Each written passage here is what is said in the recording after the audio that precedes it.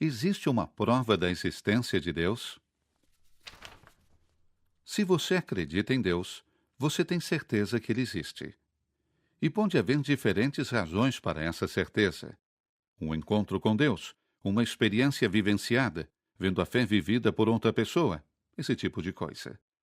Mas será que a existência de Deus pode ser provada através da filosofia?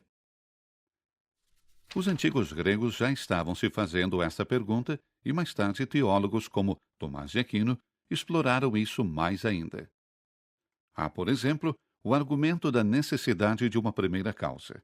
Uma causa que é o princípio de todas as coisas, sem ser ela mesma causada.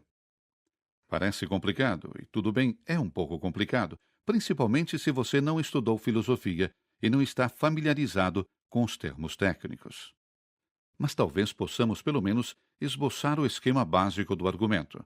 E, para isso, seria melhor começar com o significado da palavra causa. O que é uma causa? Aqui está um exemplo para ilustrar.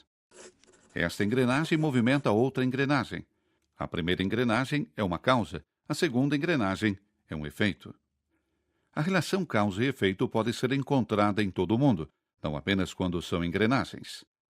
Uma chuva rápida, por exemplo, pode ser a causa do crescimento de uma planta. A corrente elétrica pode ser chamada de causa da luz de uma lâmpada. E se um pai entrega uma tocha para seu filho, então ele pode ser chamado de causa da tocha nas mãos de seu filho. Esses são apenas 4 exemplos facultativos de causas e efeitos.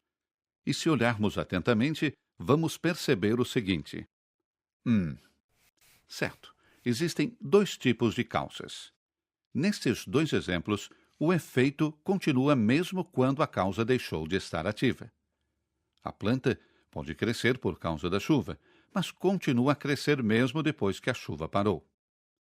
Da mesma forma, o menino poderia estar segurando uma tocha por causa do seu pai, mas ele vai continuar a queimar mesmo quando o pai for embora. Com os outros 2 exemplos, no entanto, é muito diferente. Aqui vemos que o efeito cessa assim que a causa não está mais ativa. O efeito depende direta e simultaneamente da causa.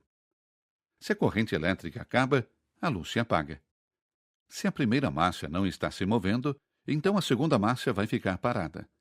Em ambos esses casos, o efeito depende da causa aqui e agora. Tudo bem. Vamos agora estender estas relações adicionando mais elementos, criando cadeias causais, como são chamadas. Isso vai mostrar a diferença mais claramente. É fácil, no entanto, das engrenagens. Acabamos de adicionar mais algumas. No caso da lâmpada, podemos adicionar um rio e uma usina hidrelétrica.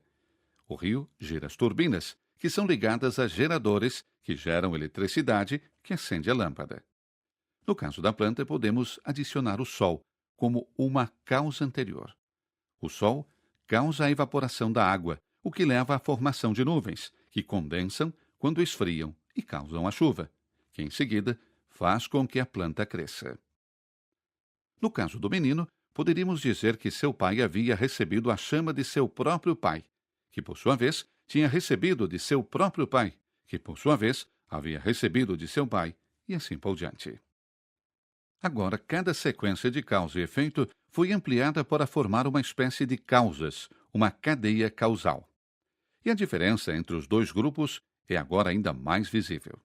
Nesses 2 exemplos, vemos claramente uma sequência temporal, enquanto os outros 2 ilustram uma cadeia de causas simultâneas que depende de cada elemento aqui e agora. Tudo bem.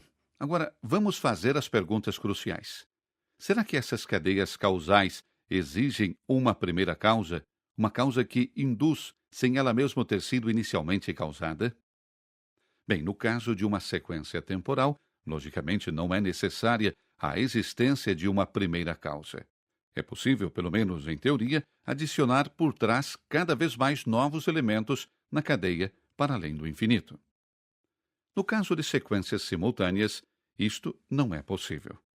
Por aqui, cada elemento depende direta e imediatamente do elemento anterior a ela. Na verdade, o seu poder de agir como uma causa em qualquer momento, depende da causa que o precede. Sem a causa anterior a si, não poderia causar efeito em nada. Se tentarmos expressar isso em números matemáticos, poderíamos dizer que cada elemento na sequência por si só é um zero. Apenas por conta do elemento anterior é que ele se torna ativo, ou seja, 1, 1. Portanto, se a cadeia causal dessa natureza fosse infinita e também sem ter uma causa primeira, então ela seria um número infinito de zeros, e nunca poderia existir um efeito. Mas como existe um efeito, tem que haver uma primeira causa. Traduzido para o reino do ser, isso significa que deve existir uma primeira causa, e essa primeira causa é chamada Deus. Aí está, a prova da existência de Deus. Embora nós devemos reconhecer que, a rigor, esse argumento não prova a existência de Deus como nós acreditamos nele, o Deus de Abraão, de Isaque e de Jacó. Contudo, isso prova ser razoável sustentar que há algo que, com justiça, é chamado de Deus.